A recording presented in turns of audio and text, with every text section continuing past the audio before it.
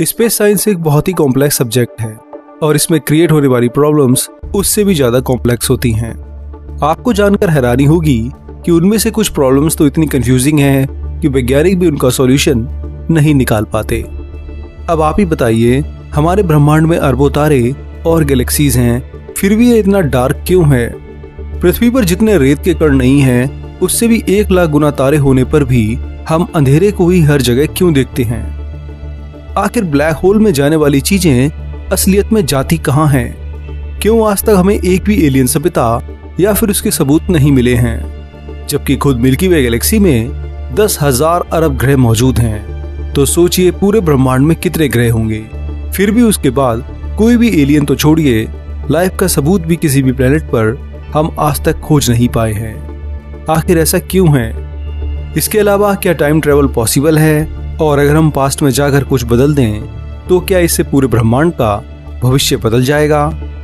ये सवाल सुनने में जितने इंटरेस्टिंग लगते हैं, इनके जवाब उससे भी ज्यादा इंटरेस्टिंग हैं। ऐसा इसलिए है क्योंकि इन सवालों का जन्म विज्ञान के सबसे खतरनाक पैराडॉक्सिस से होता है, जिनकी चर्चा हम आज के इस वीडियो में करने वाले हैं। तो सीट बेल्ट पहन लीजिए और चलिए मेरे साथ पहली बार ऐसी यात्रा पर, जहां पर आप इन पैराडॉक्स को बहुत करीब से देखोगे और जानोगे कि क्या इनका आज तक कोई जवाब है या नहीं।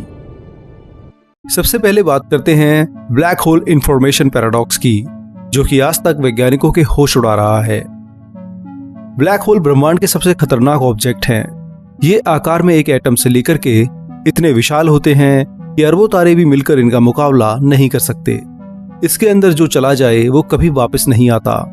जो भी चीज ब्लैक होल के इवेंट होराइजन को पार करती है, उसका वापस आना इम्पॉसिबल होता है। ऐसा इसलिए क्योंकि इवेंट होराइजन को पार करने के लिए आपको जो इसके वेलोसिटी यानी स्पीड चाहिए वो लाइट की स्पीड से भी ज्यादा है, और आप जानते हैं कि लाइट की स्पीड से तेज इस ब्रह्मांड में कुछ भी नहीं। इसलिए जो भी चीज इवेंट होराइजन यानी ब्लैक होल की बाउंड्री के अंदर चली जाती है वो इस ब्रह्मांड से हमेशा के लिए गायब हो जाती है। इसी वजह से ब्लैक होल्स ब्रह्मांड के सबसे रहस्यमयी सवाल को जन्म देते हैं, जिसका जवाब आज तक किसी भी वैज्ञानिक के पास नहीं है। क्वांटम फिजिक्स के मुताबिक इंफॉर्मेशन यानी डेटा को किसी भी तरह से डिस्ट्रॉय नहीं किया जा सकता है। अगर इस ब्रह्मांड में कोई चीज मौजूद है तो उसके बेसिक डेटा को खत्म करना पॉसिबल नहीं है। लेकिन जैसा कि हम जानते हैं कि ब्लैक होल में जाने वाली कोई भी चीज दोबारा वापस नहीं आती, जिसका मतलब ये है कि ब्लैक होल उस चीज के डेटा को भी खत्म कर देते हैं। पर ऐसा होना क्वांटम फिजिक्स के नियमों के खिलाफ है, पर ब्लैक होल ऐसा करते हैं। ये कैसे होता है कोई नहीं जानता है। कुछ वैज्ञानिक ये कहते हैं कि ब्लैक होल्स जिस तरह हॉकिंग रेडिएशन से धीरे धीरे अरबों सालों में खत्म होते हैं, तो हो सकता है कि वह अपने अंदर समाये हुए ऑब्जेक्ट की इंफॉर्मेशन को इस तरह दोबारा ब्रह्मांड में रिलीज कर देते हों। पर अगर हम हॉकिंग रेडिएशन को अप्लाई कर लें तो भी हमें इस इंफॉर्मेशन पैराडॉक्स का सॉल्यूशन नहीं मिलता है। आइए इसे एक एग्जाम्पल से समझते हैं। जब आप एक किताब को जलाते हैं तो उसमें मौजूद इंफॉर्मेशन पूरी तरह से नष्ट हो जाती है, लेकिन जलाने के बाद भी उसके पार्टिकल्स बिल्कुल अखंड यानी जैसे के तैसे रहते हैं। लेकिन हॉकिंग रेडिएशन के साथ ऐसा नहीं है। हॉकिंग रेडिएशन से निकलने वाली इंफॉर्मेशन कोई इंफॉर्मेशन नहीं होती, बल्कि वह एक रैंडम बाई प्रोडक्ट होता है, जिसके जरिए ओरिजिनल इंफॉर्मेशन के बारे में कुछ भी नहीं बताया जा सकता। ये इंफॉर्मेशन पैराडॉक्स आज भी वैज्ञानिकों के लिए एक रिसर्च का विषय बना हुआ है।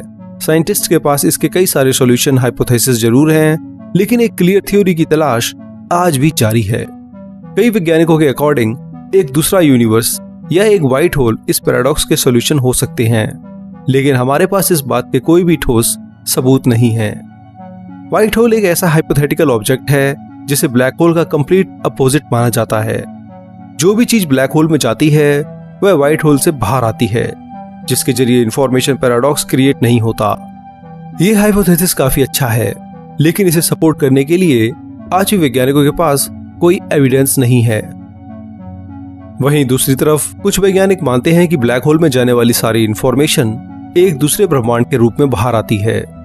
हमारे ब्रह्मांड की शुरुआत आज से करीब 13.8 बिलियन साल पहले एक सिंगुलैरिटी से हुई थी। ये एक ऐसा क्वांटम पॉइंट होता है जिसमें बहुत सारा मैटर इकट्ठा होता है। इंटरेस्टिंग बात यह है कि ऐसी ही एक सिंगुलैरिटी ब्लैक होल के केंद्र में भी पाई जाती है।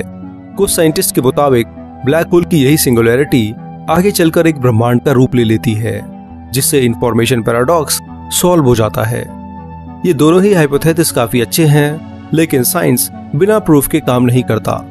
यही कारण है कि अच्छा साउंड करने के बावजूद भी इन्हें इंफॉर्मेशन पैराडॉक्स का सॉल्यूशन नहीं कहा जा सकता है।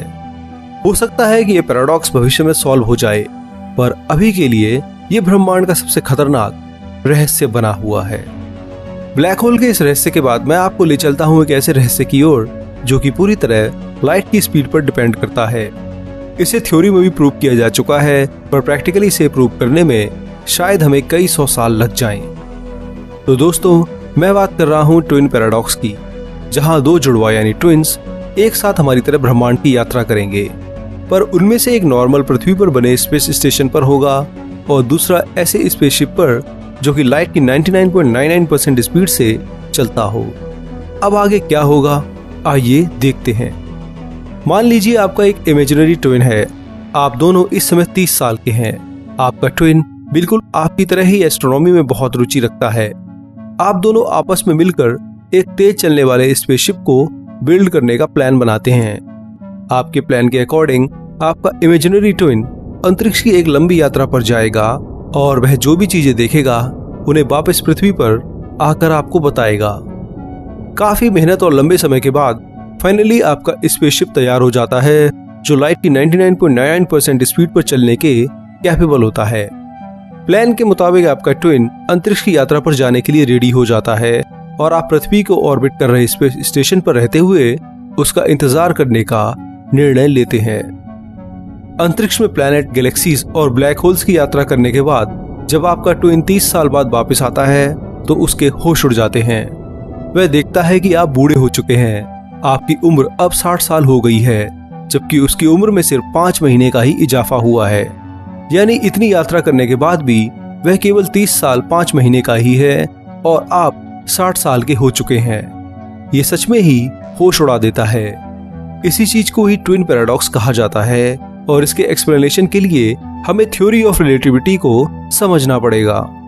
आइंस्टाइन द्वारा पब्लिश की गई थ्योरी ऑफ रिलेटिविटी के मुताबिक जब भी कोई ऑब्जेक्ट तेज गति से चलता है तो उसके लिए समय की रफ्तार कम होने लगती है। ये इफेक्ट हमें डे टू डे लाइफ में नहीं दिखता है, क्योंकि इसे नोटिस करने के लिए आपको बेहद तेज स्पीड की जरूरत होती है। जब कोई ऑब्जेक्ट लाइट की स्पीड के कुछ % की स्पीड पर ट्रेवल करता है तो समय की रफ्तार बहुत तेजी से स्लो होती हुई दिखाई देती है। ध्यान रखने वाली बात यह है कि उस स्पेसशिप में बैठे व्यक्ति के लिए समय की रफ्तार बिल्कुल नॉर्मल रहती है। यानी उस ट्विन को 30 साल की यात्रा में सिर्फ 5 महीने ही महसूस हुए हैं, लेकिन बाहर से ऑब्जर्व कर रहे व्यक्ति यानी उसके दूसरे ट्विन को उसमें क्लियर डिफरेंस नजर आता है और उसके लिए 30 साल ही लगते हैं। फिजिक्स की भाषा में इस पूरे इफेक्ट को टाइम डायलेशन कहा जाता है और यही कॉन्सेप्ट ट्विन पैराडॉक्स के लिए रिस्पॉन्सिबल है।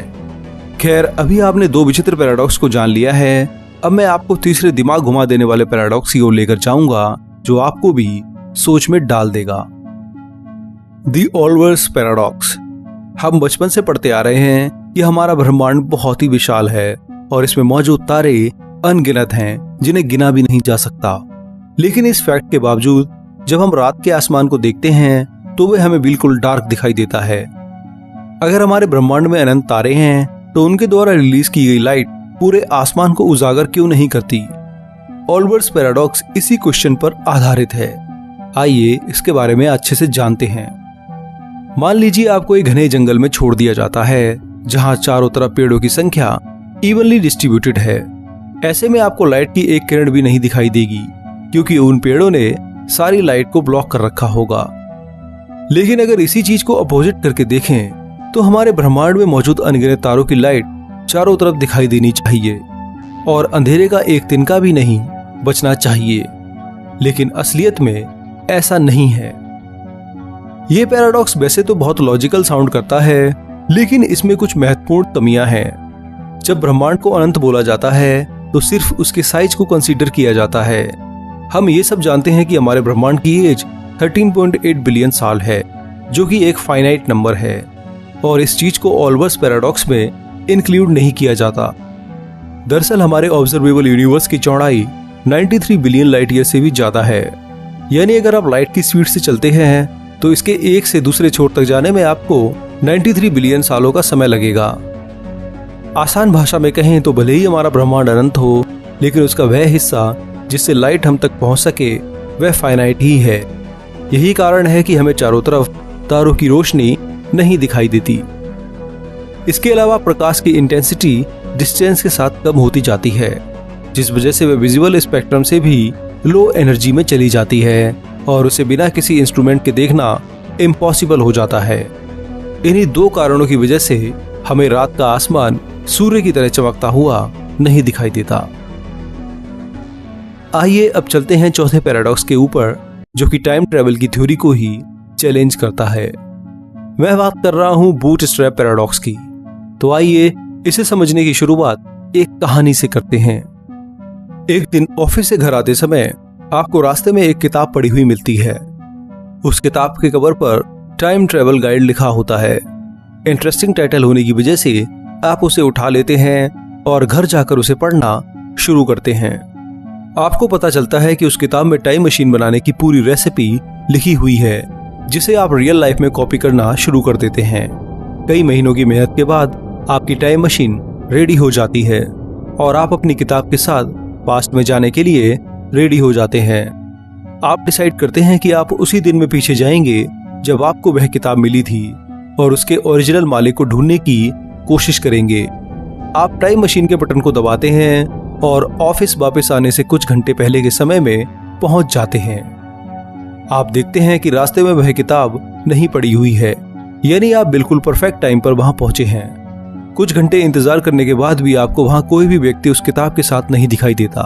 आप कुछ समय और इंतजार करते हैं, लेकिन कुछ भी नहीं होता।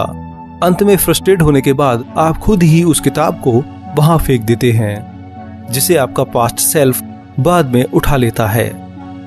अब सवाल यह है कि उस किताब का ओरिजिनल मालिक कौन है। इसी सिनारियो को द बूटस्ट्रैप पैराडॉक्स कहा जाता है। इस पैराडॉक्स में एक ऑब्जेक्ट के ओरिजिनेशन का पता लगाना इम्पॉसिबल हो जाता है। यह पैराडॉक्स हमें बताता है कि पास्ट में टाइम ट्रेवल करना इतना कॉम्प्लेक्स क्यों है।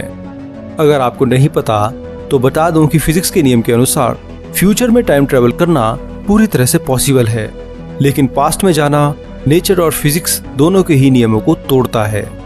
पास्ट टाइम ट्रेवल हाइपोथेसाइज करने में कई सारे पैराडॉक्स क्रिएट होते हैं, जिनमें से बूटस्ट्रैप पैराडॉक्स सबसे इंटरेस्टिंग है। आइए अब लास्ट में बात करते हैं द फर्मी पैराडॉक्स की, जो कि एलियंस से जुड़ा हुआ है। आखिर हमारे ब्रह्मांड में एलियंस हैं या नहीं, ये सवाल आपके दिमाग में कभी ना कभी तो जरूर आया होगा। आज से कई दशक पहले यही सवाल एनरिको फर्मी नाम के इटालियन अमेरिकन फिजिसिस्ट के दिमाग में भी आया था। उन्होंने ऑब्जर्व किया कि हमारे ब्रह्मांड में अरबों आकाशगंगाएं हैं, जिनमें खरबों तारे और उन तारों का चक्कर लगा रहे कई खरब ग्रह हैं। इसके बावजूद आज तक हमें किसी भी एलियन सभ्यता के मौजूद होने का कोई भी संकेत नहीं मिला है। रेडियो टेलीस्कोप्स के जरिए वैज्ञानिक आसमान को लगातार स्कैन करते रहते हैं, लेकिन इतने सालों की स्कैनिंग के बावजूद भी उन्हें एक भी ऐसा सिग्नल नहीं मिला जो किसी एक्स्ट्रा टेरेस्ट्रियल सिविलाइजेशन ने सेंड किया हो। इसी विरोधाभास यानी पैराडॉक्स को द फर्मी पैराडॉक्स कहा जाता है। हमारे पास इस पैराडॉक्स के कई सारे सॉल्यूशंस हैं, जिनमें से मैं कईयों के वीडियो भी बना चुका हूँ, लेकिन उनमें से कौन सा सॉल्यूशन सबसे करेक्ट है ये कहना बहुत मुश्किल है।